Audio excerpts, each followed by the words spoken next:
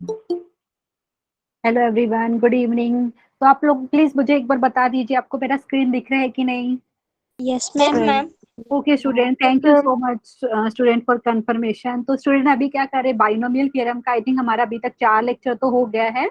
And वहां पे हमने बाइनोमियल थ्योरम का स्टेटमेंट सीखा और किस टाइप के क्वेश्चन पूछे जाते हैं एग्जाम में वो डिस्कस किया, ठीक है। तो अभी हम स्टूडेंट जो बाइनोमियल थ्योरम का एप्लीकेशन जैसे क्वेश्चन रहते हैं ना, मतलब कहाँ कहाँ अप्लाई करते हैं, जैसे लास्ट टाइम हमने एक क्वेश्चन किया था कि वहां पे आपको प्रूव करना था कि कोई एक्सप्रेशन कोई नंबर से डिवाइड होती है। तो इस टाइप के क्वेश्चन प्रूव दैट में आते हैं, लेकिन जेई मेंस की बात करें तो प्रूव दैट का तो रहेगा ही नहीं, क्योंकि वहां पे आपको क्या रहता है, 4 ऑप्शन मिलेंगे, उसमें से कौन सा ऑप्शन सही है पर्टिकुलर कुछ स्टेटमेंट दिया रहेगा उसके हिसाब से। लेकिन प्रूव दैट का आपको पता आना चाहिए कि बाइनोमियल थियरम यूज करके कुछ कंडीशन अगर आपको प्रूव करना है कि कोई एक्सप्रेशन कोई नंबर से डिवाइड होता है तो कैसे करते हैं। तो एक क्वेश्चन हमने कर लिया था और अभी आगे हम कंटिन्यू करते हैं, ठीक है।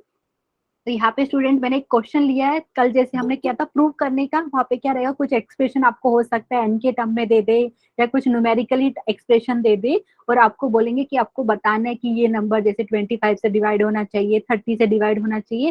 तो बेसिकली क्या करना है, जो एक्सप्रेशन दिया है उसको बाइनोमियल थ्योरम यूज करके आपको उसको एक्सपांड करने का ट्राई करना है, ठीक है। तो बहुत टाइप के क्वेश्चन बन सकते हैं, एक क्वेश्चन हमने यहाँ पे लिया है, ठीक है। तो यहाँ पे क्या है स्टूडेंट, यहाँ पे आपको बोला है find remainder when 7 raise to power 103 is divided by 25। ये मैंने पर्टिकुलरली लिया है, आपको कभी ऐसा बोल दे 2 का पावर 1000 को अगर मैं 19 से डिवाइड कर रही हूँ तो कितना रिमाइंडर आएगा। तो अलग अलग वैल्यू मतलब आपका अलग अलग टाइप के क्वेश्चन पूछ सकते हो, ठीक है। तो यहाँ पे पर्टिकुलरली मैंने यहाँ पे ये क्वेश्चन लिया है, तो सेम टाइप के अलग अलग यहाँ पे वैल्यूज लेके वो क्वेश्चन पूछेंगे एग्जाम में, ठीक है। स्टूडेंट समझ में आ रहा है इसका मतलब क्या है, आपको बताना है कि अगर मैं 7 रेज़ टू पावर 103 है उसको अगर मैं 25 से डिवाइड करूँ तो रिमाइंडर क्या मिलेगा। तो बाइनोमियल थ्योरम से इसको हम सोल्व करेंगे, ठीक है स्टूडेंट। तो अभी हमारा एम क्या है बेसिकली स्टूडेंट, यहाँ पे ये जो 7 का पावर 103 है तो बेसिकली हम इसको बाइनोमियल थ्योरम से ऐसा लिखने का ट्राई करेंगे ताकि बेसिकली आपको यहाँ पे जो 25 या 25 का मल्टीपल उसके एक्सपांशन में दिख जाए, ठीक है। तो पहले तो हमें ये सोचना है कि 7 का पावर जो 103 मैंने यहाँ पे लिया है उसको मैं लिखूं कैसे, ठीक है। तो यहाँ पे स्टूडेंट एक चीज आपको पता है, क्योंकि आपको पता है 7 का टेबल आता है 7 1 7, ठीक है। सबको समझ में आ रहा है, अगर मैं 7 का स्क्वायर करूँ तो कितना होता है स्टूडेंट 49, ठीक है। अभी अब 25 की बात करें, क्योंकि 25 से डिवाइड करने पे कितना रिमाइंडर आता है ये हमें बात करना है, ठीक है। तो एक चीज अब पता चल रहा है आपको कि ये जो 7 का जो स्क्वायर होता है 49, ठीक है। तो 49 को आप 50 माइनस 1 लिख सकते हो, और 50 में क्या खास बात है यहाँ पे स्टूडेंट, क्योंकि हमें ये एक्सप्रेशन को 25 से डिवाइड करना है, तो 50 आपका डेफिनेटली 25 का मल्टीपल रहेगा। एग्री करेंगे आप लोग? तो यहाँ पे आपको चेक करना है जब भी आपके पास कुछ बोले कि आपको ये वाले एक्सप्रेशन को डिवाइड करना है कोई नंबर से, तो आपको क्या चेक करना है कि आपको जो नंबर है जिसको आपको डिवाइड करना है गिवन नंबर से, तो उसको आपको बाइनोमियल थ्योरम से उसका एक्सपांशन लिखना है। लेकिन कैसे एक्सपांशन लिखना है, ताकि जिस नंबर से आपको डिवाइड करना है उसका मल्टीपल कुछ आपको मिले, ठीक है। तो यहाँ पे मैं क्या कर सकती हूँ, इसमें देखो बहुत सारे तरीके इसको सोल्व करने के, एक सिंपल वे जैसे हम क्या कर सकते हैं, 7 का पावर 103 है, ठीक है। तो स्टूडेंट इसको हम कैसे कर सकते हैं, मैं पहले तो ले लेती हूँ 7, क्योंकि यहाँ पे देखो इसको देखो सेम चीज को मैं ऐसा लिख सकती हूँ। ऐसा क्यों लिख रही हूँ, रीजन मैं बताती हूँ आपको स्टूडेंट। यहाँ पे 7 रेज टू पावर 103 है, क्योंकि आपको पता है 7 का स्क्वायर जो कितना होता है 49 होता है, 49 को 50 माइनस 1 लिख सकती हूँ। तो यहाँ पे कोई मुझे बताएगा कितना आएगा स्टूडेंट, क्योंकि डायरेक्टली मैं अगर पावर लिखना चाहूँ, क्योंकि ओड पावर है 103, ठीक है। तो यहाँ पे कितना आएगा एवरीवन, कोई मुझे बताइए।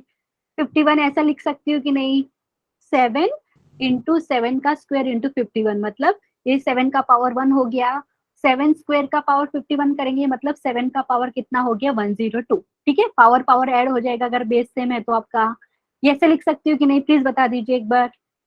Yes ma'am. ओके अच्छा, उसके बाद क्या करेंगे स्टूडेंट, हम ये जो 7 स्क्वायर है ना इसको हम मतलब 49 मिला, 49 को मैं 50 माइनस 1 लिखने का ट्राई करूंगी, क्यों, क्योंकि यहाँ पे आपको 7 का पावर 103 है उसको 25 से डिवाइड करना है, और जो ये 50 है वो डेफिनेटली 25 का मल्टीपल है, ठीक है। तो यहाँ पे स्टूडेंट नेक्स्ट स्टेप में क्या लिखेंगे, this is equal to 7 into यहाँ पे है 7 स्क्वायर मतलब 49, मैं इसको ऐसा लिख सकती हूँ कि बाइनोमियल थ्योरम आपको डेफिनेटली यूज करना है। ठीक है, ऐसा लिख सकते हैं कि नहीं, प्लीज बता दीजिए। Yes ma'am. अच्छा, अभी बाइनोमियल थ्योरम सबको आता है, तो इसका कोई मुझे एक्सपांशन ऐसा लिख लेते हैं हम लोग। तो पहले यहाँ पे 7 है, ब्रैकेट में बात करते हैं क्योंकि ये 50 - 1 होल रेज़्ड टू पावर 51। ठीक है स्टूडेंट, तो क्या क्या टर्म मिलेंगे, जैसे पहले टर्म की बात करें 51 C0, ठीक है, एंड यहाँ पे फिर क्या लिखेंगे आप, इंटू 50 का पावर कितना हो जाएगा यहाँ पे 51, ठीक है। उसके बाद नेक्स्ट टर्म की बात करें, माइनस साइन आ जाएगा स्टूडेंट, क्योंकि यहाँ पे माइनस है ना, तो यहाँ पे आपको मिलेगा 51 C1 इंटू 50 का पावर 50, एंड यहाँ पे अगर आप किसी को लिखना है ना -1 का पावर 1, तो यहाँ पे प्लस लगाना पड़ेगा, क्योंकि मैंने -1 का पावर 1 करके यहाँ पे माइनस साइन लगाया। ठीक है, एवरीवन समझ में आ रहा है, प्लीज बताइए। वैसे करके हम, ओके स्टूडेंट, तो इस टाइप के क्वेश्चन एग्जाम में पूछे जाते हैं। तो उसके बाद अगर मैं टर्म लिखना चाहूँ, ओके, लास्ट के 2 टर्म लिख लेते हैं। लास्ट के 2 टर्म कौन कौन से हो जाएंगे स्टूडेंट यहाँ पे, ठीक है, लास्ट के 2 टर्म अगर मैं यहाँ पे ये वाली जो है, एक सेकेंड, अगर मैं यहाँ पे 51 C50 करती हूँ स्टूडेंट, तो यहाँ पे आपको क्या मिल जाएगा, 50 का पावर 1, ठीक है, एंड यहाँ पे 50 का पावर 1 इंटू आपको क्या मिलेगा, -1 का पावर 50, ठीक है। तो बेसिकली यहाँ पे मुझे जो टर्म मिलेगी, यहाँ पे प्लस साइन आएगा। कैसे, क्योंकि -1 का पावर 50 करेंगे। समझ में आ रहा है स्टूडेंट यहाँ पे। एंड यहाँ पे लास्ट टर्म में क्या हो जाएगा, माइनस साइन कैसे आएगा, क्योंकि आपको मिलेगा 51 C51, ठीक है, एंड यहाँ पे क्या हो जाएगा, आपको पता है -1 का पावर 51, ठीक है, इसलिए यहाँ पे माइनस साइन है। किसी को डाउट है तो प्लीज पूछिए, ये ब्रैकेट मैंने कंप्लीट कर दिया। एवरीवन प्लीज बताइए समझ में आया कि नहीं। Yes ma'am. अच्छा स्टूडेंट, यहाँ पे क्या हो रहा है, बेसिकली आप ध्यान देंगे ना, सिर्फ ये वाली टर्म को छोड़ के, जो लास्ट टर्म है ना, उसको छोड़ के बाकी सब टर्म में आपको 50 दिखेगा। देखिए यहाँ पे 50 का पावर 51 है पहले टर्म में ब्रैकेट में, दूसरे टर्म में 50 का पावर 50 दिख रहा है।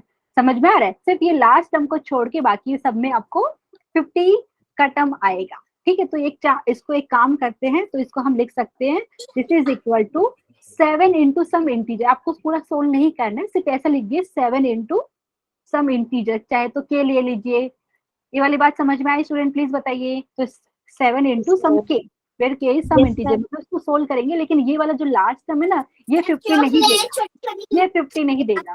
अच्छा, शायद किसी का माइक ऑन है यहाँ पे, मुस्कान शायद से आपका है। ठीक है, तो यहाँ पे मैं पूरा लिखने की बजाय सिर्फ ये लिख रही हूँ कि ये सिर्फ लास्ट टर्म को छोड़ के बाकी सब टर्म में 50 दिखने वाला है। तो मैं लिख रही हूँ 7 इंटू के, लेकिन इंटू 50 भी लिखना मुझे पड़ेगा, या ऐसा लिख सकते हैं इसको। एक सेकेंड, अच्छा किसी ने कुछ पूछा है क्या यहाँ पे, नहीं। तो स्टूडेंट यहाँ पे मुझे बताइए, किसी को यहाँ पे डाउट है जो चीज मैं बता रही हूँ कि हमने बाइनोमियल थ्योरम यूज करके ऐसा लिखा है। अभी मैं क्या बताना चाह रही हूँ स्टूडेंट, 7 इंटू ये ब्रैकेट में जो भी है, सिर्फ लास्ट टर्म को छोड़ के बाकी सब में टर्म में आपको 50 दिखने वाला है। आप चाहे तो ये 7 इंटू ये पूरा ब्रैकेट ऐसा लिख सकते हैं, 7 इंटू 50 ऐसा लिख लीजिए, या 50 इंटू सम के कोई इंटीजर है। एंड लास्ट टर्म की बात करूँ स्टूडेंट, 51 इसकी वैल्यू आपको मिलेगी 1, और यहाँ पे बाहर 7 है, तो आप ऐसा लिख सकते हैं शॉर्ट में। समझ में आया। ये मैंने के किसको रिप्लेस किया, के is nothing but 7 multiplied with ये जो ब्रैकेट में सिर्फ लास्ट टर्म को छोड़ के बाकी सब में आपको 50 के टर्म दिख रहे हैं, तो मैंने यहाँ पे के लिख दिया। आप लिखना चाहते यहाँ पे लिख दीजिए वेयर के इज इंटीजर। ठीक है, किसी को कुछ डाउट है तो इसे पूछ लीजिए, क्योंकि मैंने शॉर्ट में इसको सिंप्लीफाई करने का ट्राई किया। मैम -7 के लिखा। ये देखो, ये वाली जो टर्म है यहाँ पे माइनस साइन है स्टूडेंट, और यहाँ पे बाद 7 है, और ये जो बाकी के जितने भी टर्म थे ना, लास्ट टर्म को छोड़ के सब में मतलब 50 के टर्म आने वाले थे। तो मैंने क्या किया, बाकी जहाँ पे 50 के टर्म आने वाले थे उसको मैंने के से रिप्लेस कर दिया। ठीक है, सो 50 इंटू सम इंटीजर, और ये 7 को उसी के अंदर मैं कैलकुलेट कर दिया कि 7 से मल्टीप्लाई करेंगे इंटीजर को तो इंटीजर आएगा। ठीक है, के इज सम इंटीजर, और ये 7 कैसे आया, -7, ये वाला 7 मल्टीप्लाई करेंगे, यहाँ पे माइनस है 51 कितना आता है स्टूडेंट, 1।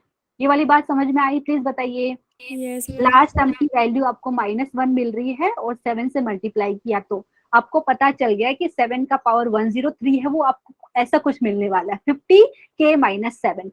तो आपको एक तो चीज पता चल गई कि अगर मैं ये चीज को 25 से डिवाइड करूं तो 50 के तो डेफिनेटली 25 से डिवाइड हो ही जाएगा, क्योंकि 50 आपको पता है 25 का मल्टीपल है। अभी ये 7 का क्या करें, -7। रिमाइंडर की बात करते तो निगेटिव तो बताते थोड़ी आप, रिमाइंडर कहाँ से करते हैं? आप 0 से लेके आप बताएंगे 24 तक, क्योंकि 25 से डिवाइड कर रहे हो आप, ठीक है। तो जो आपका रिमाइंडर का आंसर आएगा स्टूडेंट वो क्या होगा?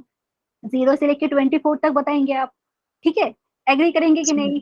तो यहाँ पे क्या करना पड़ेगा, ये जो -7 है ना, तो इसको आपको यहाँ पे कोई नंबर एड एंड सब्ट्रैक्ट करना पड़ेगा, ताकि यहाँ पे क्या हो, जो भी नंबर आपको मिलेगा ना उनको हम स्टार्टिंग के टर्म से कंबाइन करके 25 का मल्टीपल लिख दे, बाकी का कुछ आपको पॉजिटिव नंबर मिलेगा जो डेफिनेटली 0 एंड 25 से बीच, मतलब 25 से छोटा रहेगा, एंड यहाँ पे 0 भी हो सकता है। तो यहाँ पे देखो मैं क्या कर सकती हूँ, नेक्स्ट टर्म में लिख के दिखा देती हूँ आपको स्टूडेंट। यहाँ पे so this is equal to, हमने लिखा है 50k-7 लिखा है, where k is some integer. तो यहाँ पे स्टूडेंट मैं ऐसा लिख सकती हूँ क्या, एक बार ध्यान दीजिए, मैं यहाँ पे कुछ एड एंड सब्ट्रैक्ट करना है। सपोज मैंने यहाँ पे ये, अभी कोई स्टूडेंट पूछने वाले मैम आपने 18 ही क्यों एड एंड सब्ट्रैक्ट किया, क्योंकि स्टूडेंट यहाँ पे -7 आया था, ठीक है।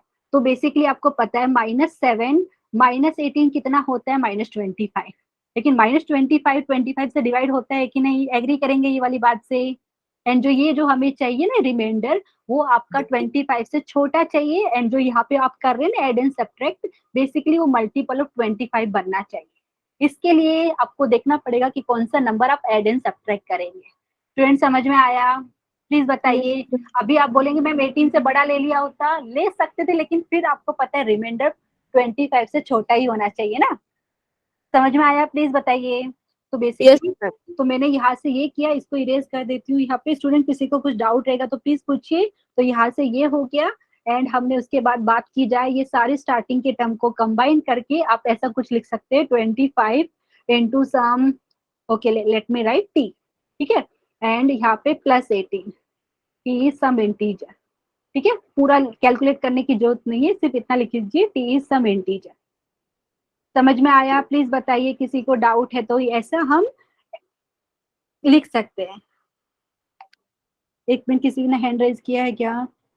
स्टूडेंट समझ में आया कि नहीं? क्योंकि 50k-25 मिल रहा है आपको, ठीक है। तो बेसिकली अगर आप इसे यहाँ से बोले कि आपने 25 कॉमन ले लिया, मैं लिख के दिखा देती हूँ, 50k-25 ये आया, ठीक है। तो आपने 25 कॉमन ले लिया, तो इधर कितना बचा स्टूडेंट आपके पास? 2k-1। तो इसको मैं t बोल देती हूँ ना, क्या फर्क पड़ता है? ये भी इंटीजर था और इसको भी इंटीजर ही मिलेगा आपको।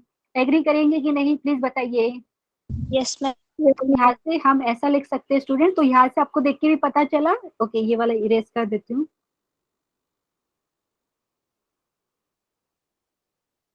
ओके ये कैसे इरेज होगा ये वाला पोर्शन? ओके तो यहाँ से आप क्या लिख सकते हैं, देयरफॉर। ओके स्टूडेंट यहाँ पे लिख देते हैं देयरफॉर। यहाँ पे आपको, यहाँ पे मैंने पर्टिकुलरली यहाँ पे वैल्यू लिया था, आप चाहे तो अपनी मर्जी क्वेश्चन में जैसा दिया रहेगा ना, क्योंकि ऐसा क्वेश्चन जेईई में आते हैं एंड आपके बोर्ड में मतलब स्कूल एग्जाम में भी आ सकते हैं। यहाँ पे दिया था 7⁻103। कभी भी कुछ भी वैल्यू चेंज करके वो बोलेंगे कि इसको अगर हमने कोई नंबर से डिवाइड किया तो रिमाइंडर कितना आएगा। तो बाइनोमियल थ्योरम आपको यूज करना है, और कैसे यूज करना है पहले चेक कीजिए कि जो उस नंबर को आप डिवाइड करने वाले हो, लेट अस से 25 से डिवाइड करने वाले हो, तो वो नंबर को 25 का मल्टीपल कैसे लिख सकते हो, ठीक है। एंड बाइनोमियल थ्योरम आपको यूज करना है, तो वो आपको सोचना पड़ेगा। तो यहाँ से स्टूडेंट क्या लिख सके, therefore when 7⁻103 is divided by 25, we will get remainder as 18. Yeah, we will get 18 as remainder. We will get 18 as remainder. किसी को डाउट है तो प्लीज पूछिए। इसी टाइप के अलग अलग क्वेश्चन बन सकते हैं, ठीक है। मैं 25 की जगह कुछ और बोल दूं तो भी आप ट्राई कर सकते हो, ठीक है। प्लीज बताइए, किसी को कुछ डाउट है? No ma'am. मैं 25 की जगह 5 बोल देती तो अभी भी ये एप्लीकेबल होता है ना स्टूडेंट?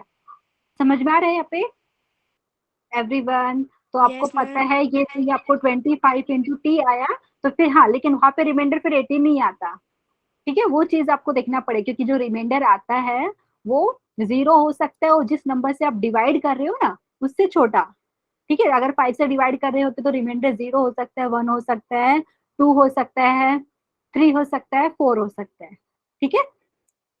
आई होप ये वाली बात समझ में आई होगी सबको। किसी को कुछ डाउट है तो प्लीज बता दीजिए एवरीवन। ओके लीना, आपने पहले ही आंसर दे दिया, very good Leena. Good evening everyone. And यहाँ पे किसी को डाउट है इसमें क्वेश्चन में, या नेक्स्ट वाला कंटिन्यू कर सकते हैं स्टूडेंट?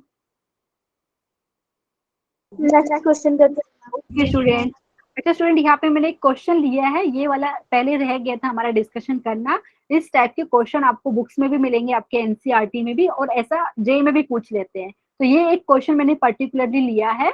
तो ऐसा कोई भी क्वेश्चन आपको दिखे तो यहाँ पे हो क्या रहा है, देखो यहाँ पे क्वेश्चन आप एक बार रीड कीजिए। तो यहाँ पे हो रहा है कि 1 + x - 2 × x², इसका होल रेज टू पावर 6 आपको कुछ ऐसा दिया है। a0 + a1x + a2 × x² plus up to a12 × x raise to power 12, मतलब a0 a1 a2 ये जो है आपका कोएफिशिएंट मिल रहा है, बेसिकली आप ये बोल सकते हो। ठीक है। एंड यहाँ पे अगर आपको बोले कि आपको इसकी वैल्यू फाइंड करनी है, पहला है a0 + a1 + a2 up to a12, दूसरा यहाँ पे बोला है a0 + a2 + a4 up to a12। ठीक है। तो स्टूडेंट कर सकते हैं, क्योंकि आपको ये ऑलरेडी गिवन थिंग है, तो यहाँ पे जो गिवन है इसको सोल्व कर ले तो बहुत इजी है। एंड ऐसा एग्जाम में पूछा जाता है क्वेश्चन। तो क्या दिया है, 1 + x - 2 × x² whole raise to power 6, ये दिया है a0 + a1x + a2 × x² plus dot dot dot plus a12 × x⁻12। अच्छा स्टूडेंट, ये दिया है इक्वल टू, मतलब अभी आप देखेंगे ये एक आइडेंटिटी की तरह काम कर रहा है, मतलब आप बोलेंगे ये x की सारी वैल्यू के लिए ट्रू है। ठीक है, क्योंकि आपको ऑलरेडी गिवन है कि इसका expansion is equal to this. ठीक है, x की वैल्यू आप कुछ भी ले सकते हैं यहाँ पे, रियल नंबर। ठीक है, अभी हमें किसकी वैल्यू फाइंड करनी है student, a0 + a1 a2 up to a12। अब अगर आप ध्यान से ऑब्जर्व करेंगे कि मुझे a0 + a1 + a2 up to a12 कब मिलेगा, एवरीवन प्लीज चेक यहाँ पे राइट हैंड साइड में, मुझे a0 a1 a2 up to a12 कब मिलेगा, जब मैं x की क्या वैल्यू लूँ, बताइए यहाँ पे ऑब्जर्व करके बताइए एवरीवन। देखिए यहाँ पे ये हमें दिया है ऑलरेडी, राइट साइड में a0 + a1x + a2 × x² up plus up to a12 × x⁻12। तो मैं x की क्या वैल्यू लूँ ताकि मुझे राइट साइड में सिर्फ a0 + a1 + a2 up to a12 मिले। ऑब्जर्व कर सकते हो स्टूडेंट यहाँ पे everyone. 1, ma'am very good, very good. तो यहाँ पे हम x की वैल्यू क्या है, 1 सब्स्टिट्यूट करते हैं। ठीक है, ऑन सब्स्टिट्यूटिंग ऐसा लिख सकते हैं, on taking x is equal to 1 ऐसा भी लिख सकते हैं, on substituting x is equal to 1 we get क्या मिलेगा स्टूडेंट, लेफ्ट हैंड साइड की बात करें तो लेफ्ट हैंड साइड में हो जाएगा 1 + 1 - 2 × 1 का स्क्वायर, और यहाँ पे होल रेज टू पावर 6। और राइट साइड में क्या मिलेगा, a0 + a1 + a2 up to a12, इन सब का एडिशन। किसी को डाउट है इसमें प्लीज पूछिए। अच्छा स्टूडेंट, लेफ्ट साइड की बात करें तो क्या हो रहा है, 1 + 1 2, 2 में से 2 सब्ट्रैक्ट करेंगे तो 0 आएगा, 0 का पावर 6 करेंगे तो 0, मतलब क्या चीज मिली मुझे यहाँ से, 0 इज इक्वल टू a0, मतलब a0 + a1 + a2। इस टाइप के क्वेश्चन आते हैं। तो ऐसे वाले क्वेश्चन में क्या करना है स्टूडेंट, जब भी आपको कोई एक्सप्रेशन का, देखो यहाँ पे 1 + x - 2 × x² whole raise to power 6 का कुछ एक्सपांशन दिया है, वहां पे आपको कोएफिशिएंट दिख रहे हैं a0 a, तो यहाँ पे बेसिकली आपको जिसका वैल्यू फाइंड करने के लिए बोले तो बेसिकली आपको x की कुछ वैल्यू सब्स्टिट्यूट करनी पड़ेगी, वो आपको ऑब्जर्व करके पता चलेगा कि क्या वैल्यू सब्स्टिट्यूट की जाए। ठीक है, तो ये हमारा फर्स्ट पार्ट का आंसर हो गया। तो फर्स्ट पार्ट का आंसर हमें कितना मिला है, फर्स्ट पार्ट का answer means a0 + a1 + a2 up to a12 आपके पास हो गया 0। ठीक है स्टूडेंट, ये फर्स्ट पार्ट हो गया। अभी सेकंड पार्ट में किसकी वैल्यू फाइंड करने के लिए बोला है, यहाँ पे a0 + a2 + a4 up to a12। तो बेसिकली जहाँ पे आपको और मिल रहा है ना, जैसे a1 a3, वो वाली टर्म नहीं चाहिए। ठीक है स्टूडेंट, ये वाली टर्म नहीं चाहिए, तो एक काम कर सकते हैं, जैसे हमने अभी x की वैल्यू 1 सब्स्टिट्यूट करके देखा है, तो आपको पता ही ये मिला a0 + a1 up to a2, a0 + a1 + a2 up to a12। ठीक है, तो अभी बेसिकली मैं क्या करने का सोच रही हूँ, अगर मैं यहाँ पे जहाँ पे a1 का कोएफिशिएंट की इधर माइनस आ जाए, a3 के कोएफिशिएंट की यहाँ पे बेसिकली बाहर माइनस आ जाए, तो ऐसा हो जाए मुझे करना है, तो आप क्या करेंगे, ऑब्जर्व करके देखिए यहाँ पे, अगर मैं अभी x की वैल्यू -1 सब्स्टिट्यूट करूं तो राइट साइड में आपको क्या मिलेगा student, a0 -a1 + a2 -a3 ऐसा मिलेगा। ठीक है, समझ में आ रहा है आपको। ये क्यों कर रही हूँ, क्योंकि यहाँ पे आपको A0 plus A2 plus A4 up to A12 की वैल्यू चाहिए। तो बेसिकली यहाँ पे A1 A3 A5 A7 A9 A11 ये वाली टर्म नहीं चाहिए। ठीक है, ये वाली टर्म नहीं चाहिए, मतलब मुझे वो एलिमिनेट करनी पड़ेगी। तो कैसे एलिमिनेट करेंगे यहाँ पे स्टूडेंट, तो यहाँ पे पहले तो मैं दिखा देती हूँ आपको ऑन टेकिंग। आप चाहे तो उसको नंबर भी बोल सकते हो, कुछ नंबर देना चाहे, ये जो एक्सप्रेशन है इसको कुछ नंबर देना चाहे, लेटर से नंबर 1, इक्वेशन नंबर 1, इसमें अगर आप on taking x is equal to -1 in equation number 1 we get, ऐसा बोल सकते हो। क्या मिलेगा स्टूडेंट, यहाँ पे प्लीज ऑब्जर्व कीजिए, बताइए x की वैल्यू अगर मैं -1 ले रही हूँ तो लेफ्ट साइड में क्या मिलेगा, 1 -1, एक सेकेंड, तो मिलेगा 1 -1, फिर था यहाँ पे -2 इंटू -1 का स्क्वायर। ठीक है, तो ये हो गया -2 एंड इसका पावर कितना था 6। और राइट साइड की बात की जाए स्टूडेंट, यहाँ पे एक बार देख लीजिए, राइट साइड में क्या मिलेगा, A0 minus A1 plus A2। Okay, सो यहाँ पे ऑल्टरनेटली प्लस माइनस साइन मिलेगा, plus A2 minus A3 plus dot dot dot. Last term की बात की जाए तो क्या हो जाएगा स्टूडेंट यहाँ पे, क्योंकि यहाँ पे हमारे पास जो एक्सप्रेशन था A12 into x to the power 12 था, तो लास्ट वाले टर्म का साइन आपको पॉजिटिव मिलेगा यहाँ पे। सो यहाँ पे प्लस A12। किसी को कुछ डाउट है इसमें प्लीज पूछिए, सबको समझ में आ रहा है क्या किया हमने, जो गिवन इक्वेशन थी वहाँ पे x की वैल्यू -1 सब्स्टिट्यूट इसलिए किया क्योंकि आपको जो A1 A3 A5 वो वाले टर्म नहीं चाहिए, तो उसके लिए मैंने क्या किया, यहाँ पे x की वैल्यू -1 सब्स्टिट्यूट कर दी है। ठीक है, थोड़ा सिंप्लीफाई कर लेते स्टूडेंट, यहाँ पे 1 और ये कैंसिल। ठीक है, 1 एंड -1 से ये कैंसिल हो गया एंड यहाँ पे -2 का पावर 6 करेंगे, मतलब यहाँ पे 2 का पावर 6 हो गया। राइट साइड में आपको मिल रहा है A0 minus A1 plus A2 minus A3 plus dot dot dot, ये आपको प्लस A12। आप चाहे तो इसको कुछ नंबरिंग देना चाहो स्टूडेंट, जो हमने लिखा है ना स्टार्टिंग में, जो फर्स्ट पार्ट का लिखा है, आप चाहे तो इसको कुछ नंबर दे दो, नंबर 2। ठीक है, एंड इसको जो हमने लिखा है आप इसको थोड़ा प्रॉपरली लिख लेते हैं। प्रॉपरली लिखेंगे तो ये हमारे पास हो गया A0 minus A1 plus A2 minus A3 and last term हमें मिल रहा है यहाँ पे प्लस A12, ये आपका कितना हो गया, 2 का पावर 6। ठीक है स्टूडेंट, इसको मैंने इक्वेशन नंबर 3 बोल दिया। अच्छा स्टूडेंट, अभी क्या करें, दोनों को ऐड कर दे क्या, इक्वेशन 2 एंड 3। अगर आप दोनों को ऐड किया तो A1 A3 A5 A7 and उसके बाद कौन सी टर्म A9 A11, ये टर्म आपकी कैंसिल हो जाएगी। ये वाली बात समझ में आ रही है आपको, प्लीज बताइए। Yes ma'am. लेते हैं on adding equation 2 and 3, on adding equations 2 and 3 we get। तो यहाँ पे हमें क्या मिलेगा ऑन एडिंग, तो बेसिकली यहाँ पे स्टूडेंट क्या हो रहा है, देखो ये A1 A3 A5 ये वाली टर्म तो कैंसिल हो जाएगी, लेकिन बाकी टर्म क्या डबल मिल रहा है ना, देखो 2 टाइम्स A0 मिल रहा है प्लस 2 टाइम्स A2 मिल रहा है। ये वाली बात समझ में आ रही है आपको, तो यहाँ पे मैं लिख देती हूँ वी गेट ऑन एडिंग। तो बेसिकली हमें क्या मिलेगा, तो यहाँ पे 2 टाइम्स मिलेगा एंड यहाँ पे मिलेगा A0, फिर मिलेगा आपको A2, फिर मिलेगा A4 एंड लास्ट आपको मिलेगा यहाँ पे अप टू A12। सिर्फ वो वाली टर्म कैंसिल हो गई है जहाँ पे आपको यहाँ पे जो सफिक्स है ना ओड दिख रहा है, जैसे A1 हुआ A3 A5 A7 A9 A11। ये वाली बात समझ में आई स्टूडेंट, डबल कैसे आया, तो कैसे आया देख लीजिए, दोनों में ऐड किया आपने, इक्वेशन 2 एंड इक्वेशन 3 को ऐड किया। ठीक है, एंड राइट साइड में कितना मिलेगा, 2 रेज टू पावर 6। लेकिन मुझे सिर्फ वैल्यू ब्रैकेट में जो लिखा है उसकी चाहिए, तो मतलब क्या होगा, A0 plus A2 plus A4 up to A12 आपका कितना हो जाएगा, 2 raise to power 6 divided by 2। किसी को डाउट है तो प्लीज बताइए, मीन्स अपना लास्ट आंसर क्या हो जाएगा, A0 plus A2 plus A4 up to A12 is equal to 2 raise to power 6 minus 1, मतलब 2 रेज टू पावर 5। लिखना चाहे तो 32 भी लिख सकते हैं आप। ठीक है, किसी को डाउट है तो बताइए यहाँ पे। एवरीवन समझ में आया कि नहीं? Yes ma'am. Yes ma'am. तो प्लीज यहाँ पे याद रखना, जब भी आपको कुछ ऐसा क्वेश्चन दिया रहे एंड यहाँ पे देखो, मतलब आपको क्या है, ये वाले का एक्सपांशन इज इक्वल टू, आपको यहाँ पे कुछ कोएफिशिएंट दिख रहे हैं A0 A1, तो वो वाले केस में आपको ऑब्जर्व करना है कि x की क्या वैल्यू सब्स्टिट्यूट करें गिवन इक्वेशन में। ठीक है, तो आपको जैसा पूछा है उसकी वैल्यू आपको मिल जाएगी। ठीक है, तो हमने एक बार x की वैल्यू 1 सब्स्टिट्यूट करी तो फर्स्ट पार्ट का आंसर मिल गया, फिर हमने x की वैल्यू -1 सब्स्टिट्यूट करी तो उधर से एक इक्वेशन मिली, फिर हमने ओरिजिनल वन और जो अभी जो मिली थी उनको ऐड करके ये सेकंड पार्ट का आंसर मिला है। ठीक है स्टूडेंट, प्लीज बताइए समझ में आया कि नहीं। Yes ma'am. ओके स्टूडेंट, तो अभी हम क्या करेंगे स्टूडेंट, अभी हम न्यूमेरिकली ग्रेटेस्ट टर्म ये जो क्वेश्चन है वो होता क्या है और मीनिंग क्या होता है वो हम डिस्कस करेंगे। ठीक है, तो यहाँ पे ये वाला पार्ट हमारा कंप्लीट हो गया। अच्छा, मैंने पहले न्यूमेरिकल ग्रेटेस्ट नहीं लिखा है, यहाँ पे पहले मैंने लिखा है greatest term in the expansion of x plus y whole raise to power n। इसका मतलब क्या है स्टूडेंट, आप जो एक्सपांशन लिखते हैं जैसे x plus y whole raise to power n में आपको पता है आपको कितनी टर्म मिलेगी, n+1।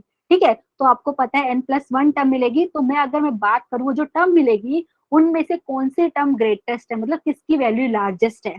और यहाँ पे इस टाइप के क्वेश्चन में स्टूडेंट आपको जो वेरिएबल है उसकी पर्टिकुलर वैल्यू दी रहेगी क्वेश्चन में।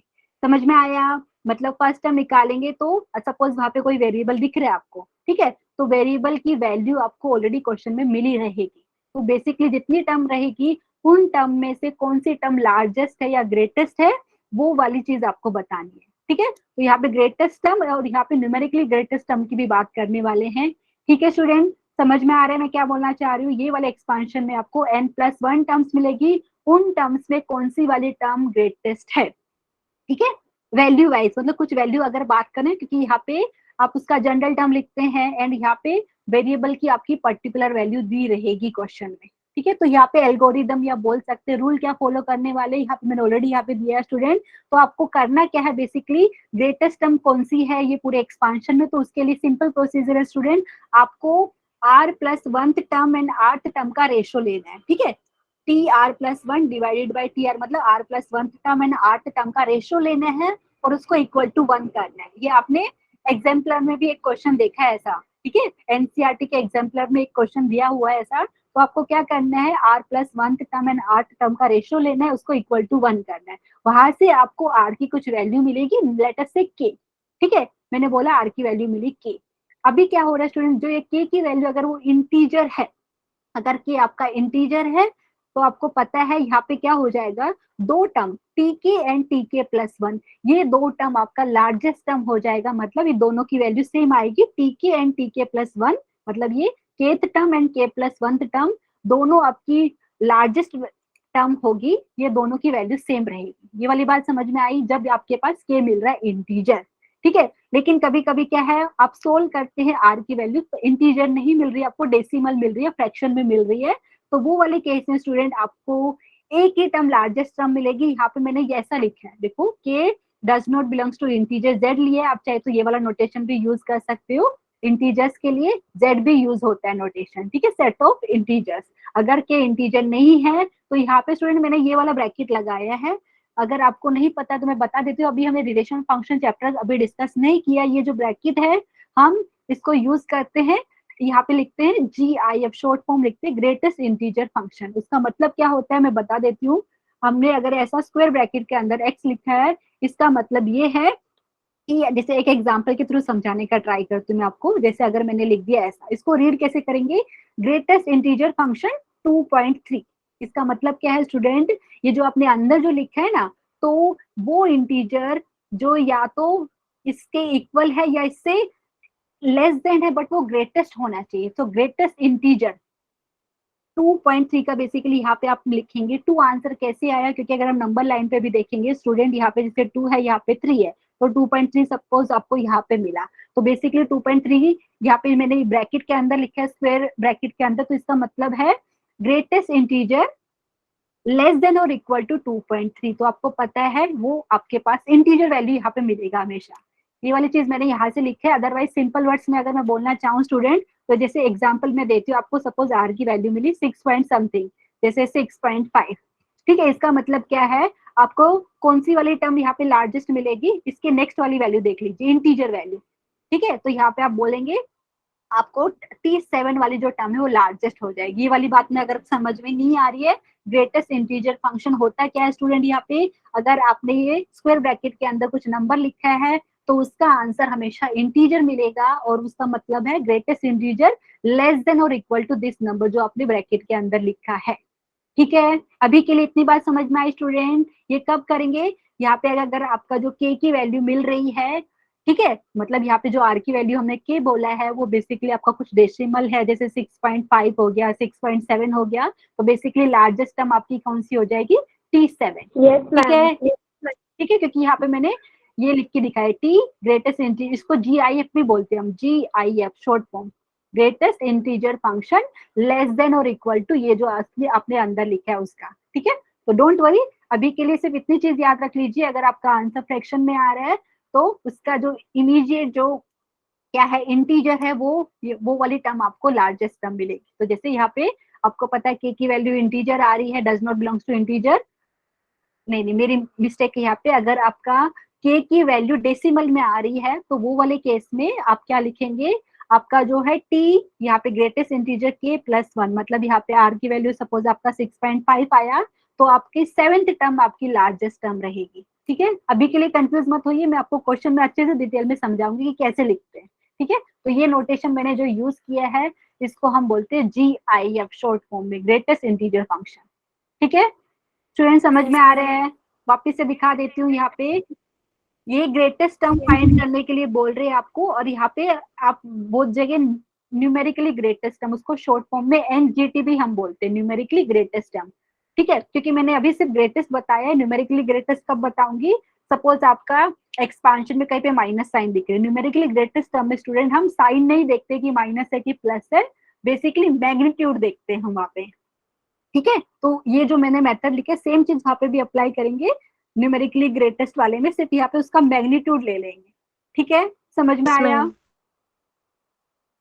यस क्योंकि मैम। क्योंकि हो सकता है जैसे अभी मैंने कुछ एग्जांपल लिए स्टार्टिंग के में, तो आपको एक्सपांड करेंगे तो सब पॉजिटिव टर्म मिलने वाले, मतलब सबका साइन प्लस मिलने वाला है, लेकिन एक ऐसा एग्जांपल भी लिखा है जहाँ पे टर्म का कोएफिशिएंट आपको नेगेटिव मिल रहा है, लेकिन उसमें अगर आप लार्जेस्ट टर्म, मतलब लार्जेस्ट टर्म की बात कर रही हूँ मैं, या ग्रेटेस्ट टर्म की बात करूँ, तो उसमें न्यूमेरिकली ग्रेटेस्ट टर्म की बात करूंगी मैं, साइन नहीं देखूंगी कि प्लस है कि minus, value wise magnitude wise कौन से टर्म ग्रेटेस्ट है वो बात करूंगी। ठीक है, तो यहाँ पे स्टूडेंट कुछ क्वेश्चन मैंने लिए हैं ताकि आपको समझ में आए, वेरी वेरी इंपॉर्टेंट, ये जो न्यूमेरिकली ग्रेटेस्ट टर्म बोल सकते हैं या ग्रेटेस्ट टर्म या लार्जेस्ट टर्म, बहुत इजी है एंड बहुत इंपॉर्टेंट है। ठीक है, तो एवरीवन प्लीज पे अटेंशन, और एनसीईआरटी के एग्जाम्पलर में भी आपको इस टाइप के क्वेश्चन दिए हुए हैं, तो everyone read this carefully.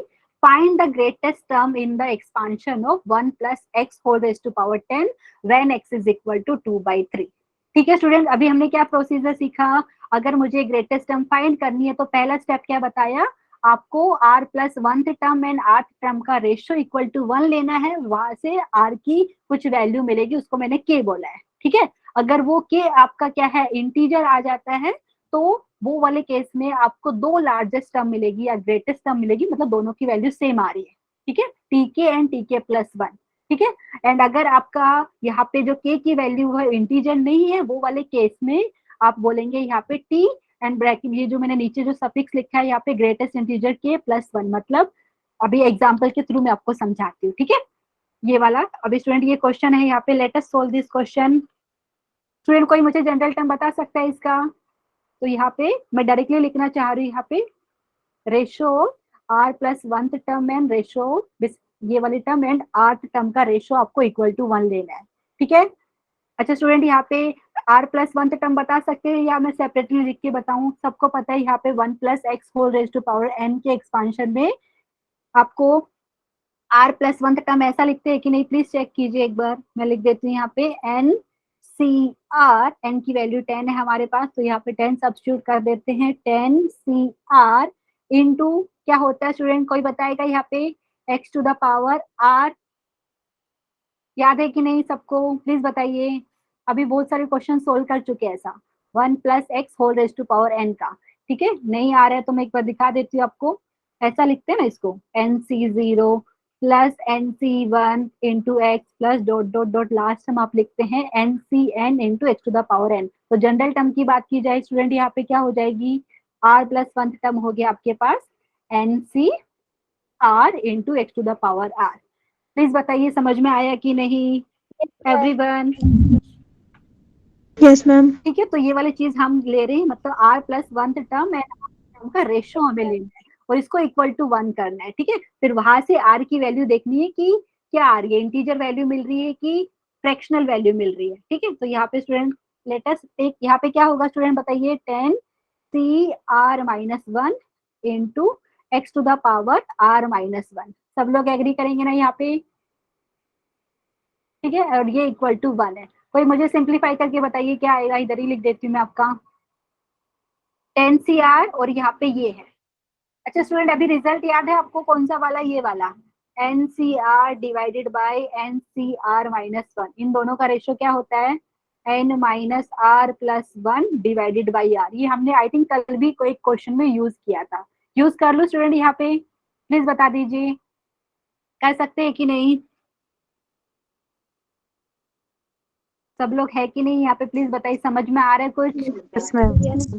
Okay student, तो ये थोड़ा मैं इरेज करती हूँ, लेकिन ये रिजल्ट में यूज करके क्या लिख सकती हूँ यहाँ पे, हमें मिलेगा यहाँ पे स्टूडेंट, दिस इम्प्लाइज, हमें मिलेगा यहाँ पे डायरेक्टली यूज कर रही हूँ 10 CR डिवाइडेड बाय 10 CR-1, तो ये हमारे पास हो जाता है N-R, N की वैल्यू है यहाँ पे 10, फिर आता है N-R+1 डिवाइडेड बाई R। ये हमारे पास इन दोनों जो अपने ये बाइनोमियल कोएफिशिएंट का जो रेशियो है उनका वैल्यू मैंने यहाँ पे लिखा है, ठीक है। एक सेकेंड, ये एवरीवन प्लीज चेक कर लीजिए सही लिखा है कि नहीं, N-R+1 divided by R।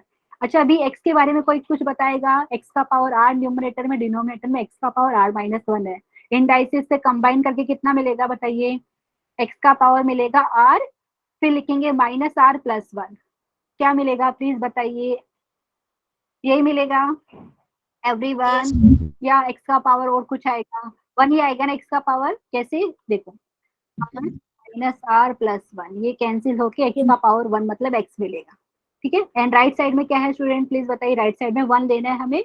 And अभी इतना बात सबको समझ में आया, ठीक है। और अभी कोई क्वेश्चन में बोला है कि हमें x की वैल्यू यहाँ पे 2/3 ले लिए, तो यहाँ पे लिख लेते हैं at x is equal to 2/3, तो हमें क्या मिलेगा स्टूडेंट, यहाँ से कोई बताइए, x की वैल्यू अगर मैंने 2/3 ले ली तो मुझे यहाँ पे सोल्व करके बताइए, at x is equal to 2/3 मुझे मिलेगा 10 - R+1 अपॉन r, और x की वैल्यू मुझे लेनी है 2/3 इज इक्वल टू 1। चलो सिंप्लीफाई करके r की वैल्यू निकालनी है यहाँ पे, तो हमें क्या मिलेगा स्टूडेंट, क्रॉस मल्टीप्लाई कर ले इसको। बेसिकली आप मुझे इतना बताएं कि ओके कि आपका जो आर की वैल्यू है फ्रैक्शन में मिल रही है कि ओके यहाँ पे लिख देते हैं, ये 3r नीचे हो जाएगा, तो बेसिकली क्या हो गया, यहाँ पे 2 है इंटू 10 - R+1 है, राइट साइड में क्या हो जाएगा 3r, ठीक है। चेक कर लीजिए, जो डिनोमिनेटर में था वो मैंने राइट साइड में क्रॉस मल्टीप्लाई कर दिया, यहाँ पे 3r है।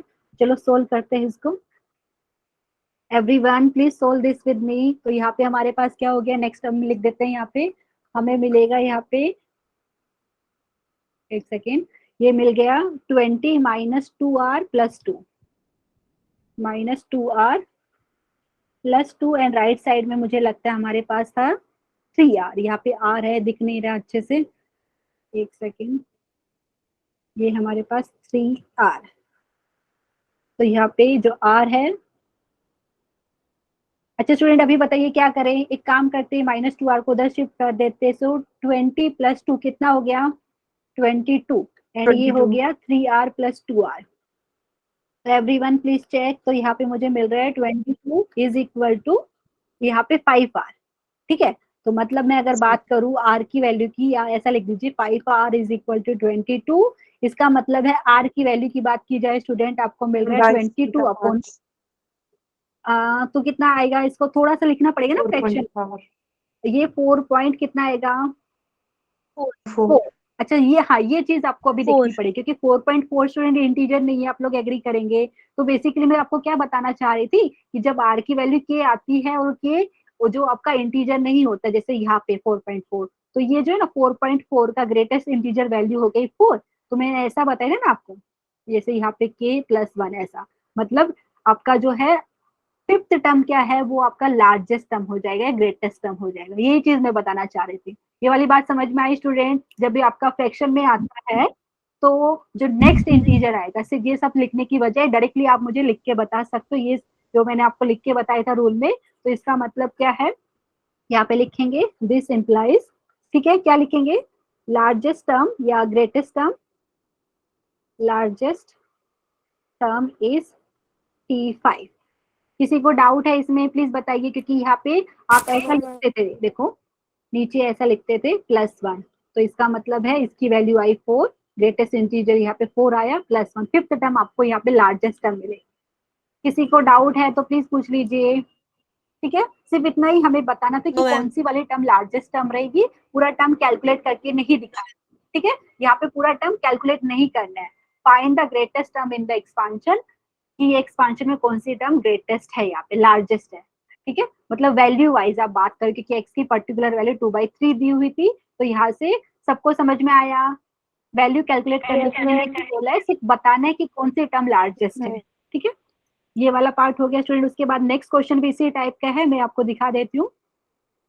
ओके एवरीवन, यहाँ पे greatest term in this expansion at x is equal to 3/2। ठीक है, तो यहाँ पे एक तो तरीका है, आप चाहे तो इसको देखो, अगर आप बहुत सारे तरीके आपका अगर एनसीईआरटी बुक में देखेंगे तो इसी टाइप का एक क्वेश्चन दिया हुआ है। उन्होंने क्या किया है, इसको ऐसा फॉर्म में बनाने का ट्राई किया। ऐसा आप चाहे तो ऐसा बना सकते हो, लेकिन उसके बनाने के लिए आपको कुछ कॉमन लेना पड़ेगा। अदरवाइज हमको पता है डायरेक्टली हम जनरल टर्म लिख सकते हैं। ठीक है, आपकी मर्जी है, जैसे करना चाहे सेम क्वेश्चन को अलग अलग मेथड से सोल्व कर सकते हैं। तो नॉर्मली हमें जनरल टर्म पता है यहाँ पे कैसे निकालते हैं, तो वही लिख लेते हैं। ठीक है, क्या करना है स्टूडेंट, हमें r plus 1th term and 8th term, ठीक है, उसका रेशियो को 1 करके r की वैल्यू निकालनी है। ठीक है, तो यहाँ पे कोई मुझे बताएगा जनरल टर्म। स्टूडेंट यहाँ पे लिख दूं क्या मैं, जनरल टर्म क्या हो जाएगी यहाँ से। वेरी गुड, जिन लोगों ने आंसर दिया उसका यहाँ पे देख लेते, किसी ने हैंड रेज तो नहीं किया है। तो स्टूडेंट प्लीज मुझे बताइए यहाँ पे r प्लस 1th टर्म कैसा लिखूंगी मैं ये वाले एक्सपांशन में। ये हो जाएगा आपके पास, देखिए n की वैल्यू 9 है, तो 9 CR, एंड यहाँ पे 2 का पावर कितना हो जाएगा, 9 माइनस R, एंड यहाँ पे 3x का पावर R हो जाएगा। वेरी गुड, यहाँ से फिर R, यहाँ पे 8th टर्म लिखना चाहेगा, तो यहाँ पे क्या हो जाएगा, इसको इधर कर देते एक सेकेंड। तो ये हमारे पास हो जाएगा 9, एक सेकेंड, ये हो गया 9C, यहाँ पे कितना हो जाएगा R-1, एग्री करेंगे स्टूडेंट। एंड यहाँ पे क्या हो जाएगा, क्योंकि यहाँ पे 8th टर्म की बात कर रहे, तो यहाँ पे 9CR-1 हो गया। एंड यहाँ पे बात की जाए तो स्टूडेंट कितना हो जाएगा, 2 का पावर आपका हो जाएगा 9 माइनस, ब्रैकेट में आप लिखेंगे R-1, तो बेसिकली 9 माइनस R। ठीक है, फिर क्या हो जाएगा +1।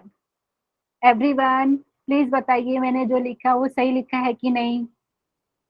देखो यहाँ से दिखा देती हूँ आप, देखो 2 का पावर में था हमारे पास 9, एंड फिर हमने लिखा है यहाँ पे माइनस करके ऐसा, ब्रैकेट को ओपन कीजिए तो 9 माइनस R+1 हो रहा है।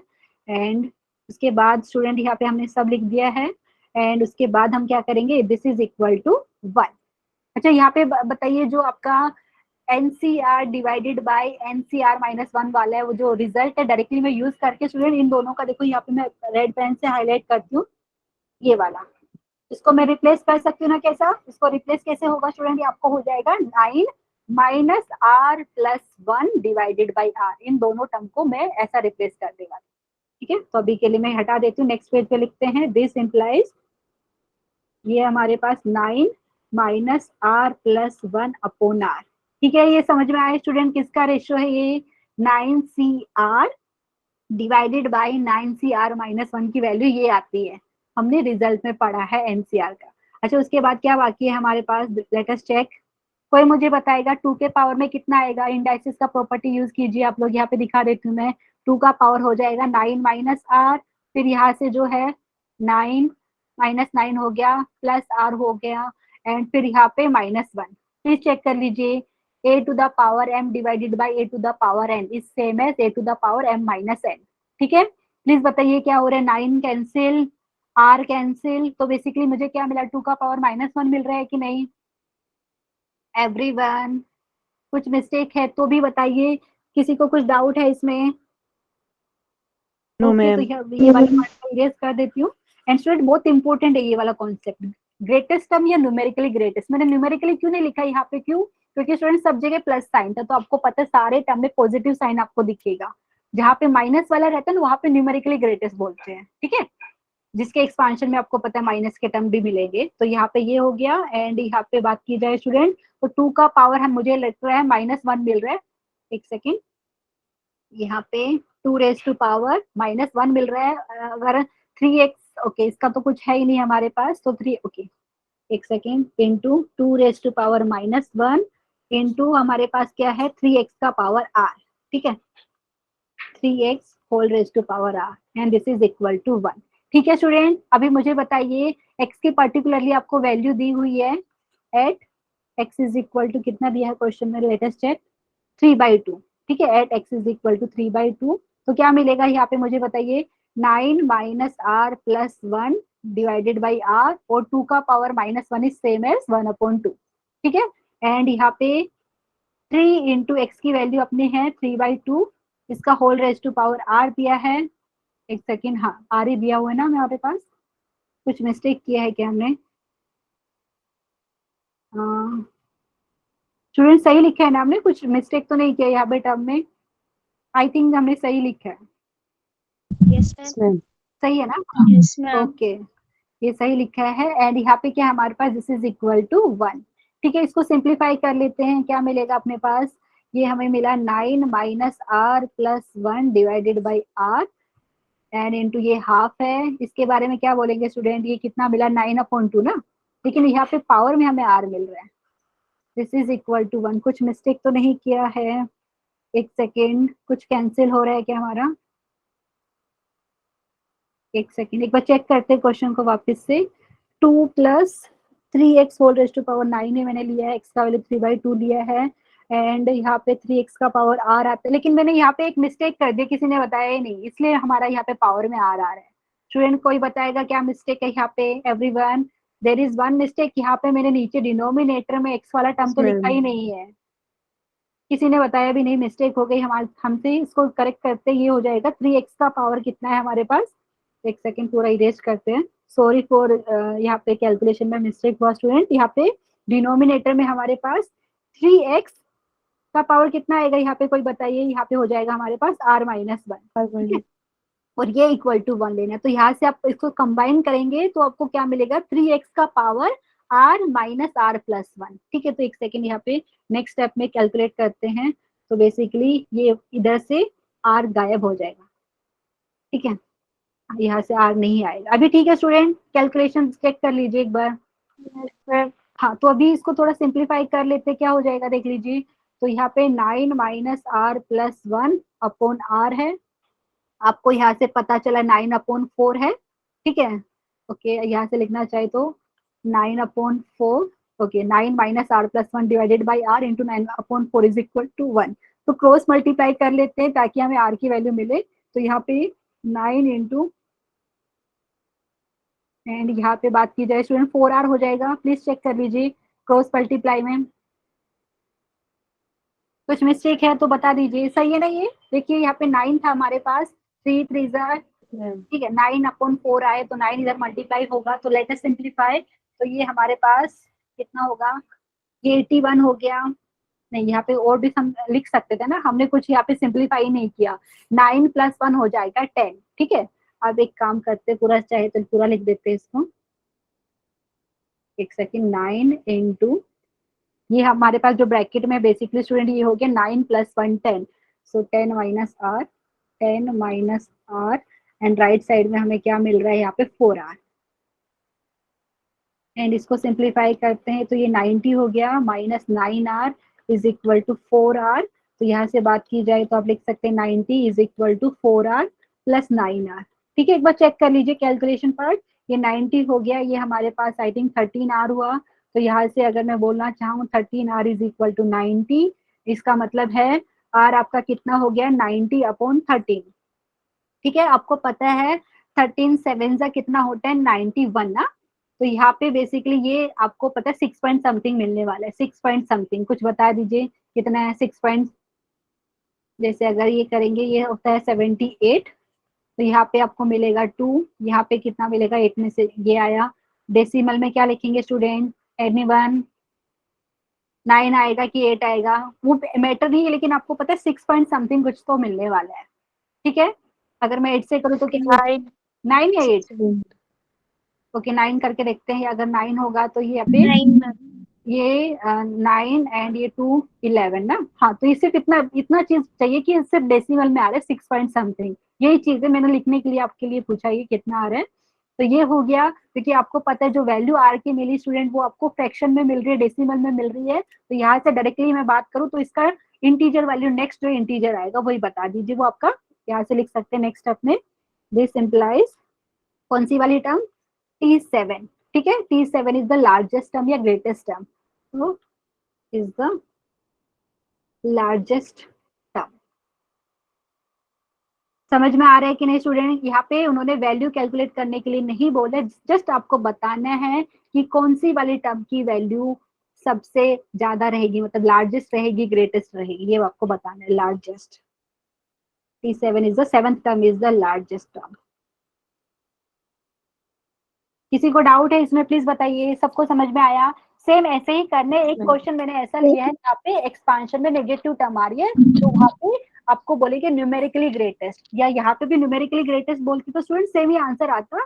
बेसिकली ये जो लिखते हैं ना, ये रेशियो लिया है हमने R+1 term and R term का, उसका बेसिकली मैग्नीट्यूड की बात कर रहे हो। ठीक है, अगर माइनस साइन कहीं रहेगा तो आपको पता है, ये चीज अभी हमने पढ़ा नहीं है मॉडुलस का, तो मैं दिखा देती हूँ आपको।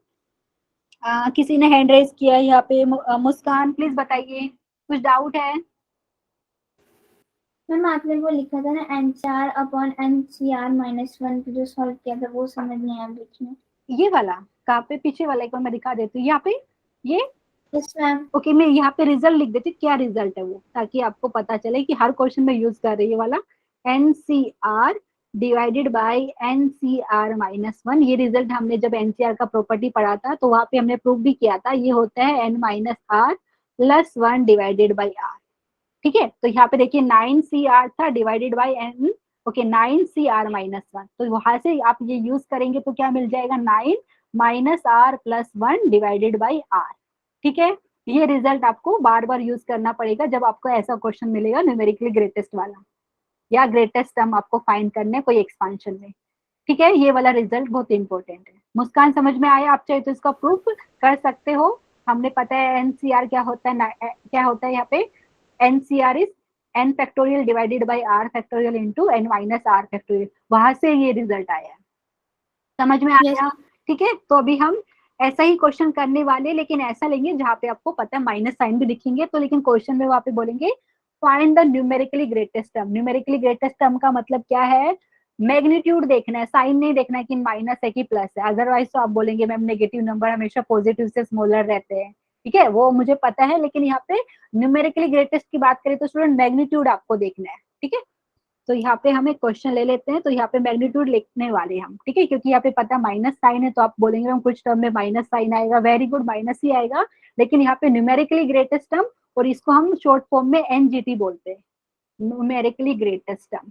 ठीक है, तो वहाँ पे हम मैग्नीट्यूड लेने वाले, और मैग्नीट्यूड का मैं थोड़ा सा आपको बता देती हूँ स्टूडेंट। यहाँ पे होता क्या है, यहाँ पे देखो मैं एक एग्जाम्पल के थ्रू समझाने का ट्राई करती हूँ। जैसे अगर मैंने स्टूडेंट यहाँ पे लिया ये जो मॉड्यूलस, ठीक है, मॉड्यूलस ऑफ -3, ये आप 3 बताएंगे, मॉड्यूलस ऑफ 3 भी पूछूंगी तो भी 3 बताएंगे। तो बेसिकली इसका मतलब क्या है, अगर आप नंबर लाइन पे देखें तो आपको पता है -3 कहीं पे यहाँ पे रहेगा, 3 यहाँ पे रहेगा। तो बेसिकली इसका मतलब क्या है स्टूडेंट, जो आपने मॉड्यूलस के अंदर लिखा है जो नंबर है ना, उसका 0 से डिस्टेंस कितना है बेसिकली। ठीक है, एंड डिस्टेंस कभी आपको पता है नेगेटिव नहीं होता, समझ में है? तो बेसिकली -3 का 0 से कितना डिस्टेंस है, 3 यूनिट। तो मॉडुलस का आंसर हमेशा, अगर मैं लिखूं in general, mod of x is always greater equal to 0। अगर आपको देखो यहाँ से ऐसा आपने एक बार दिखा देती हूँ, मोड ऑफ एक्स आपका एक्स आएगा जब आपको पता है एक्स ऑलरेडी पॉजिटिव या इक्वल टू 0 है। ठीक है, और ये आपका -x कब हो जाता है, जब आपको पता है एक्स नेगेटिव है। जैसे यहाँ पे आपने लिखा है मॉडुलस के अंदर -3, तो इसका आंसर आपको पता है नेगेटिव तो आ ही नहीं सकता है, तो माइनस ऑफ -3 मतलब +3, ये वाला आप डेफिनेशन बोल सकते हो ये मॉडुलस का। ठीक है स्टूडेंट, समझ में आया? तो यहाँ पे मैं मॉडुलस लगाने वाली हूँ, मतलब मैग्नीट्यूड मिलेगा आपको। ठीक है, जब भी मॉडुलस मिलेगा तो मतलब यहाँ पे आपको क्या है, आंसर नॉन नेगेटिव मिलेगा। ठीक है, तो यहाँ पे स्टूडेंट क्वेश्चन लिया है, यहाँ पे इसी टाइप का है, सिर्फ यहाँ पे बोला है न्यूमेरिकली ग्रेटेस्ट टर्म चाहिए यहाँ पे, मतलब मॉडुलस की बात कर रहे हैं। ठीक है, तो यहाँ पे इन दिस एक्सपांशन, तो पहले तो कोई मुझे यहाँ पे जनरल टर्म बता दीजिए, तो डायरेक्टली मैं लिखने वाली हूँ यहाँ पे सॉल्यूशन। और सिर्फ एक चीज फर्क आएगा यहाँ पे, सिर्फ मैं यहाँ पे मैग्नीट्यूड लेती हूँ यहाँ पे मॉडुलस। ठीक है स्टूडेंट, समझ में आया क्या बोलना चाह रही हूँ मैं? ओके, मैं लिख के दिखा देती हूँ आपको, एक सेकेंड, ताकि आपको समझ में आए। एक सेकेंड। ओके, कौन सा वाला? ओके, ये वाला लिखते हैं स्टूडेंट। यहाँ पे मैं लिखती हूँ r plus 1th term and 8th term का रेशियो, लेकिन यहाँ पे मैंने मॉडुलस लगाया, ठीक है। एंड ये कितना होना चाहिए आपको? इक्वल टू 1 करके लिखना है ना यहाँ पे। ओके, इसका रेशियो इक्वल टू 1, ठीक है। समझ में आया स्टूडेंट? प्लीज बताइए। एंड यहाँ से तो यहाँ से देखिए क्या हो रहा है यहाँ पे। मैं बाद में हटा दूंगी मॉडुलस का साइन, अभी के लिए लगा देती हूँ क्योंकि हमें पता नहीं जनरल टर्म, क्योंकि यहाँ पे लिखते हैं जनरल टर्म कितना होगा। इसका r प्लस 1th टर्म बताइए स्टूडेंट क्या होगा? ये हो गया आपका 11 CR। अभी के लिए ये वाला पार्ट हटाते हैं फिर लगाते हैं, ठीक है। 11 CR हो गया, इनटू कितना आएगा बताइए? 3 का पावर आपका हो जाएगा 11 माइनस r, ठीक है। इनटू यहाँ पे -5x का पावर कितना होगा? r। एंड यहाँ पे डिनोमिनेटर में क्या क्या होगा स्टूडेंट बता दीजिए? ये आपका हो जाएगा 11 CR-1 होगा। एंड यहाँ पे आपको मिलेगा 3 का पावर की बात करें, ये 11 माइनस r प्लस, हाँ ये +1 लिख दिया क्योंकि ये r-1 ब्रैकेट में लिखना पड़ता है अदरवाइज, ठीक है। एंड यहाँ से बात की जाए तो स्टूडेंट और क्या मिलेगा? -5x का पावर कितना हो जाएगा? r-1, ठीक है। इसका मैग्नीट्यूड की बात करें, मैं थोड़ी देर में रिमूव कर दूंगी बेसिकली, ठीक है। तो अभी मुझे बताइए, जो अभी पढ़ा था एनसीआर का property student, 11 CR and upon 11 CR-1 कितना हो जाएगा? नेक्स्ट टर्म में लिख लेते हैं, तो ये हो जाएगा 11 माइनस r, एक सेकेंड, +1 डिवाइडेड बाई r। ये किसका लिखा है मैंने? ये वाला इसका लिखा है 11 CR अपॉन 11 CR-1 का डायरेक्टली वैल्यू लिखा है 11 प्लस r, नहीं 11 माइनस r प्लस 1, ठीक है। एक चेक कर लेते हैं, 11 minus r plus 1 divided by r हो गया। बाकी टर्म का बताइए स्टूडेंट। 3 का पावर 11 माइनस r न्यूमरेटर है में है, डिनोमिनेटर में कितना है? 3 का पावर 11 माइनस r प्लस 1। तो बेसिकली बचेगा क्या? मुझे लग रहा है 3 का पावर -1 बचेगा आपको। एवरीवन? Yes ma'am. 3 का पावर -1 ना, एक बार लिख देते हैं यहाँ पे इंटू 3 का पावर -1। उसके बाद बताइए स्टूडेंट, उसके बाद यहाँ पे -5x का पावर कितना मिल रहा है आपको? r। तो यहाँ पे बताइए, तो बेसिकली मुझे लग रहा है आपको मिलेगा -5x का पावर 1, ठीक है। एग्री कर रहे हैं? देखो यहाँ पे मिलेगा यस मैम। -5x का पावर 1 मतलब ये, और ये कितना होना चाहिए? 1।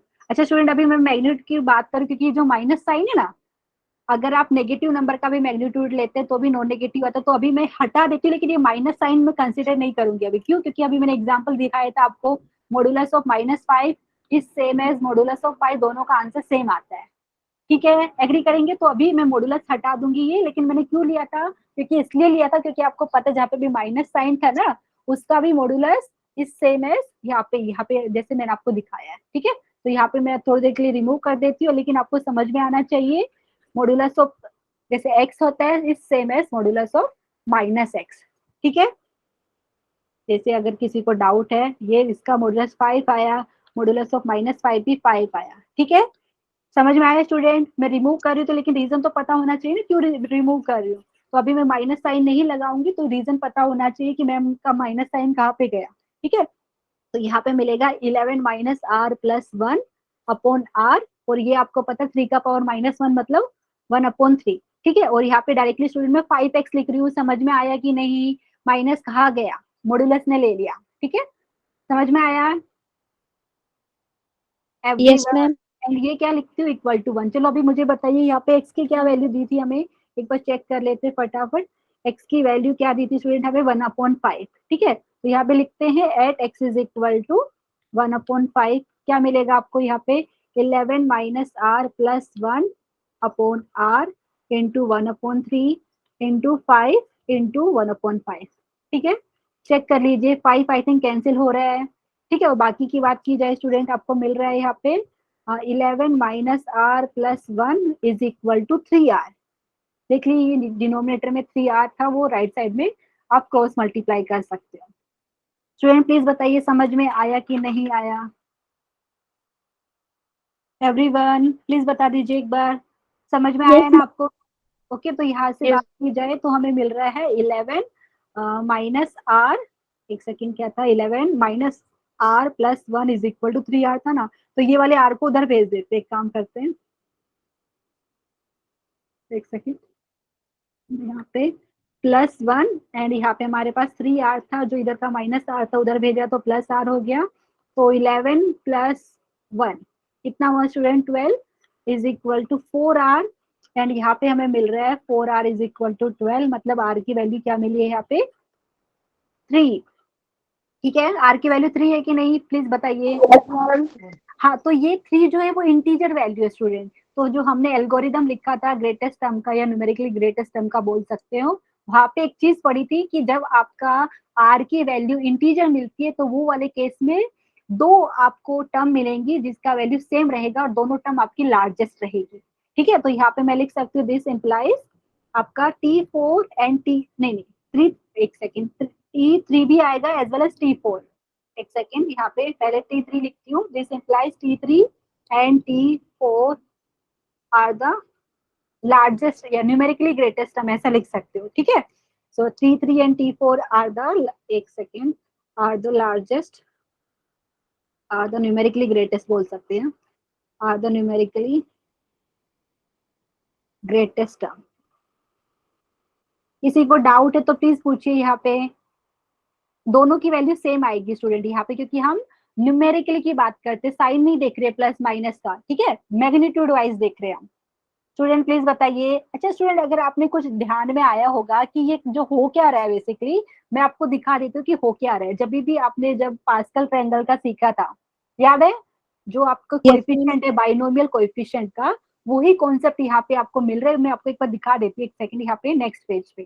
ठीक है, अगर आपके पास बाइनोमियल कोएफिशिएंट है NC0 NC1 up to NCn, तो इनमें जो मिडिल टर्म रहती है ना, अगर आप उसको अरेंज करते हो ना, तो मिडिल जो ये जो रहेगा ना, ये बाइनोमियल कोएफिशिएंट, उसकी वैल्यू ग्रेटेस्ट रहती है। अगर आपको अरेंज करके देखना है तो कर लीजिए। कैसे, जैसे अगर आपने इंडेक्स 2 वाला याद है सबको, इंडेक्स 2 वाले में क्या होता है student, a plus b whole square ऐसा रहता है, तो उसके अगर आप कोएफिशिएंट लिखते हो, पहले 1 आता है फिर 2 आता है 1, तो बेसिकली जो मिडिल जो आता है ना बाइनोमियल कोएफिशिएंट, उसका यहाँ पे वैल्यू ग्रेटेस्ट रहता है। ठीक है, जैसे यहाँ पे मैंने इन जनरल लिख के बताया है, NC0 up to NC0 NC1 जो बाइनोमियल कोएफिशिएंट है, उनमें जो मिडिल वाला रहेगा उसकी वैल्यू ग्रेटेस्ट होती है। तो ये जो एल्गोरिदम इसके ऊपर डिपेंड कर रहा है। जैसे यहाँ पे स्टूडेंट एक एग्जाम मैंने लिख के दिखाया है, अगर आपने इंडेक्स लिया है 4, ठीक है, एन की वैल्यू 4 ली है, तो आपको पता है बाइनोमियल कोएफिशिएंट ये मिलेंगे 4C0 4C1 4C2 4C3 4C4। तो आप देखिए कितने बाइनोमियल कोएफिशिएंट मिले, देख लीजिए स्टूडेंट, 5 मिले ना आपको, क्योंकि आपको 5 टर्म मिलेगी, जहाँ पे इंडेक्स 4 रहेगा तो वो वाले केस में बाइनोमियल एक्सपांशन में आपको 5 टर्म मिलेगी। ठीक है, तो ये वाला जो यहाँ पे रेड से मैं दिखा देती हूँ, तो इसकी वैल्यू सबसे ज्यादा रहेगी बाइनोमियल कोएफिशिएंट की। तो आप चाहे तो कैलकुलेट करके देख लीजिए। समझ में आ रहा है स्टूडेंट? बेसिकली अगर आप सारे ये जो बाइनोमियल कोएफिशिएंट है ना, अलग अलग इंडेक्स के लिए बनाएंगे ऐसा टेबल, तो ये जो मिडिल वाले रहते हैं ना, उसकी वैल्यू सबसे ज्यादा रहती है। ठीक है, यहाँ पे तो आपको पता चला एन की वैल्यू 4 ली है, तो यहाँ पे 5 टर्म मिलेंगे, तो 5 टर्म में ये बाइनोमियल कोएफिशिएंट मैंने लिख दिया है, तो इसकी वैल्यू ज्यादा। अभी क्या है, अगर हमने लिया एन की वैल्यू 5, तो स्टूडेंट आपको पता है जो बाइनोमियल एक्सपांशन में 6 टर्म मिलेगी, तो वो वाले केस में क्या हो रहा है स्टूडेंट, ये दो की देखो, ये दो आपको मिडिल टर्म्स मिल रहे हैं। मिडिल टर्म का कॉन्सेप्ट भी अभी हमने थोड़ी देर पहले मतलब सीखा था आई थिंक कल, तो वहां पे स्टूडेंट आपको पता है ये वाले केस में क्या हो रहा है, हमारे पास दो मिडिल टर्म मिल रही थी। देखिए यहाँ पे मैंने इन शॉर्ट यहाँ पे लिख के बताया, अगर n इवन है तो NCn माइनस, ये मतलब जो r की वैल्यू अगर हाफ होती है वो वाला ग्रेटेस्ट रहते हैं। यहाँ पे देख लीजिए आप, एग्जाम्पल में मैं समझाने का ट्राई किया, और ये वाले केस में दो बाइनोमियल कोएफिशिएंट की वैल्यू सेम आ रही है, वो लार्जेस्ट रहेगी। ठीक है, यहाँ पे देखिए, एक सेकंड में इसको हटा देती हूँ। एवरीवन प्लीज बताइए, ये वाला रूल फॉलो हो रहा है बेसिकली, जो एल्गोरिदम हमने लिखा है न्यूमेरिकली ग्रेटेस्ट वाला स्टूडेंट, यहाँ से आया वो। एवरीवन प्लीज बताइए कुछ समझ में आया कि नहीं। जब एन इवन रहेगा तो आपको ये मिडिल वाला, बेसिकली ये याद रखिए, जब बाइनोमियल कोएफिशिएंट को आप अरेंज कर रहे हो, तो वो बाइनोमियल कोएफिशिएंट में जो मिडिल टर्म रहता है ना, मिडिल जो बाइनोमियल कोएफिशिएंट है उसकी वैल्यू लार्जेस्ट रहती है। तो यही चीज यहाँ पे मैंने आपको दिखाने का ट्राई किया है। ठीक है, यहाँ पे दो मिल रही है क्योंकि यहाँ पे आपको दो मिडिल टर्म मिल रही थी। जब एन की वैल्यू 5 ली है तो 6 आपको टर्म मिलेगी, मतलब 6 बाइनोमियल कोएफिशिएंट मिल रहे हैं यहाँ पे, तो दो की वैल्यू सेम रहेगी, वो दोनों आप बोलेंगे मिडिल है या आप बोल सकते हैं। यहाँ पे मैंने बताया, यहाँ पे और क्या लिखा मैंने, अमंग NC0 NC1, ये मिडिल इज ग्रेटेस्ट, मतलब वैल्यू की बात की जाए तो यहाँ पे दो मिडिल टर्म है एंड यहाँ पे उनकी बाइनोमियल कोएफिशिएंट की वैल्यू सेम मिल रही है, 5C2 की एंड 5C3। ठीक है स्टूडेंट, ये वाली चीज आपको समझ में आई, ये सिर्फ आपको समझाने के लिए मैंने यहाँ पे दिया है। ठीक है, अपना टाइम कितना हो गया अभी, 9:09 हो गए हैं, तो एक काम करते हैं, आज के लिए इतना ही कंप्लीट करते हैं, बाकी का जो है फिर नेक्स्ट लेक्चर में हम कंटिन्यू करते हैं। ठीक है, किसी को इसमें डाउट है तो प्लीज पूछिए। नेक्स्ट लेक्चर में जो भी हम करेंगे तो वहाँ पे एक प्रॉब्लम आता है, हम उसको RF फैक्टर प्रॉब्लम बोलते हैं, वो वाला डिस्कस करेंगे जो आपको एनसीईआरटी बुक में नहीं दिया रहता। ठीक है, आज के लिए सिर्फ इतना करते हैं। अभी जो हमने आज किया उसमें किसी को कुछ डाउट है तो प्लीज पूछिए। एवरीवन, न्यूमेरिकली ग्रेटेस्ट टर्म का कॉन्सेप्ट समझ में आया? Yes ma'am. ठीक है, तो यहाँ पे बेसिकली जो टर्म्स आपको दिए रहेंगे, तो आपको वेरिएबल की पर्टिकुलर वैल्यू पे आपको बतानी, जो टर्म्स में ग्रेटेस्ट वैल्यू किसकी, कौन सी टर्म की रहेगी। ठीक है, ये हमने न्यूमेरिकली ग्रेटेस्ट वाले टर्म कॉन्सेप्ट में सीखा है। ठीक है, तो आज के लिए इतना करते, तो मैं यहाँ पे स्क्रीन शेयरिंग बंद कर रही हूँ। स्टूडेंट, किसी को कुछ पूछना रहेगा तो आप पूछ सकते हैं यहाँ पे, एक सेकेंड में